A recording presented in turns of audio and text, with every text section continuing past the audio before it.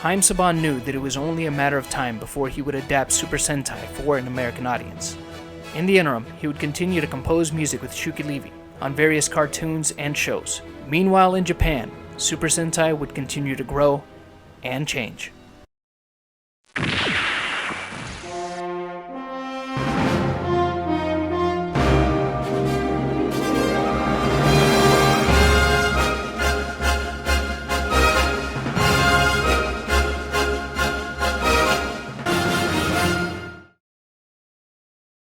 In 1985, Japan had reached new heights in the entertainment industry.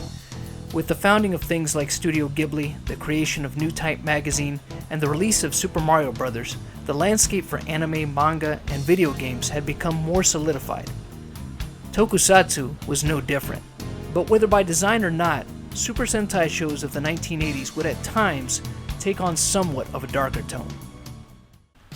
DENGEKI Sentai Changeman. In this series, an alien threat once again wants to defeat and enslave humanity. This time, it's the Great Star Lake Gazma. The Earth Defense Force is formed in order to oppose them. However, Gazma take the initiative and attack the EDF in order to eliminate them before they can become a viable threat. They wipe out all but 5 soldiers. The 5 are then suddenly imbued by the Earth Force, which grants each of them the ability to harness the power of mythological creatures. They are Earth's last hope.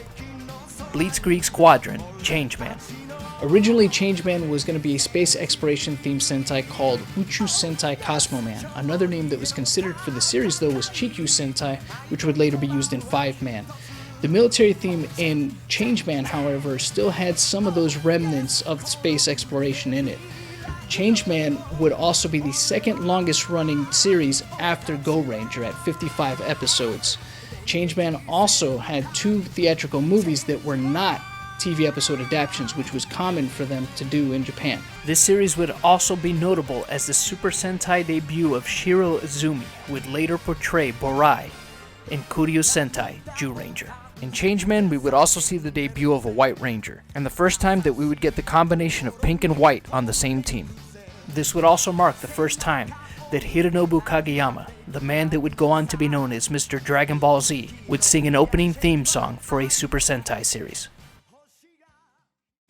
Although the following season CHOUSHINSEI Flashman would appear to be more of the same on the surface, it would manage to introduce some new and different elements. 1966. 5 children are abducted from Earth by alien hunters on behalf of the reconstructive Experiment Empire mess. They're to be used as guinea pigs. They are then rescued by members of the alien race known as the Flash and are separated. Each is taken to a planet within the Flash's solar system to undergo special training to develop a variety of superpowers and abilities. 20 years later, they return to Earth to reunite with their birth parents and to protect it from mess. Since their time away, the Earth's atmosphere has become deadly to them, giving them merely 1 year before they experience what is known as the anti-Flash phenomenon and perish, fighting their enemies, finding their families, reintegrating into society, and eventually having to leave their homeworld once again. These are the struggles of Supernova Flashman. It was made around 1986, and it was a little bit different from the other Sentais. For example, the characters in the show or the team, though they were Earthlings, they weren't raised on the planet Earth. The team didn't have a mentor, and you never get to find out their surnames, you only get to find out their first names. Flashman would premiere a secondary mecha, the Flash Titan, a semi-truck and trailer inspired by Optimus Prime of the Transformers.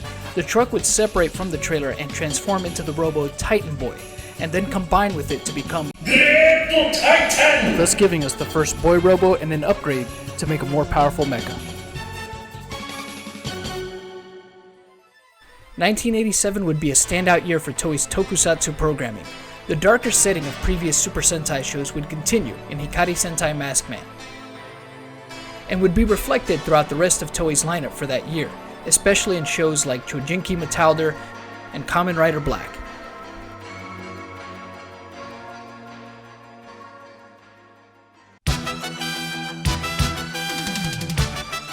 Many times before, the threat would come from above. This time it would come from below.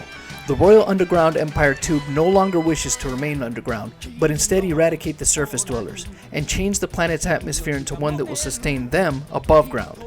5 young martial artists are recruited by a man named Sugata, a scientist and a martial artist, who teaches them to use the aura power within us all to put a stop to Tube's evil ambitions. Channeling this power through their masking braces, they become the Light Squadron Maskman. Maskman is a series where we see Toei really step out of their comfort zone. It's a martial arts-based Super Sentai series, and originally it was going to be called 5-Man, which wouldn't be used till a couple years later.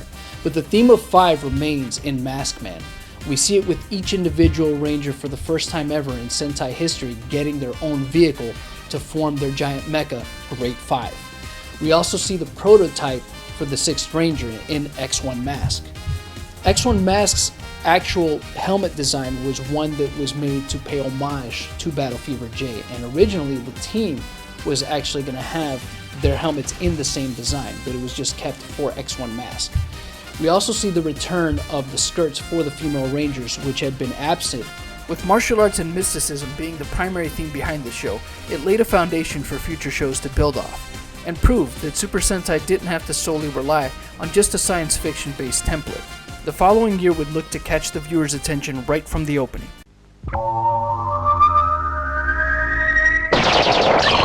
Tomoyo, 君たちはなぜ悪魔に魂を売ったのか?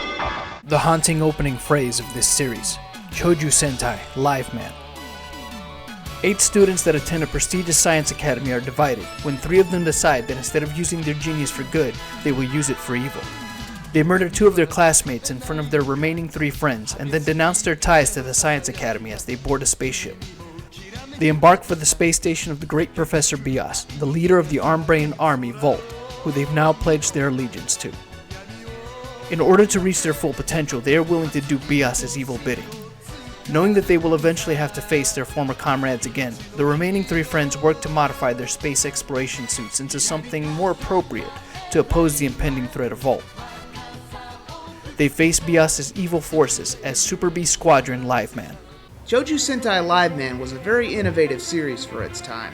First female blue senshi, additional team members joining along the way. It actually starts out being the second series in Sentai history to have a 3-person team, but then it becomes the very first one to expand into a 5-person team, and this wouldn't be repeated again until Hurricaneger many years later. First animal mechs.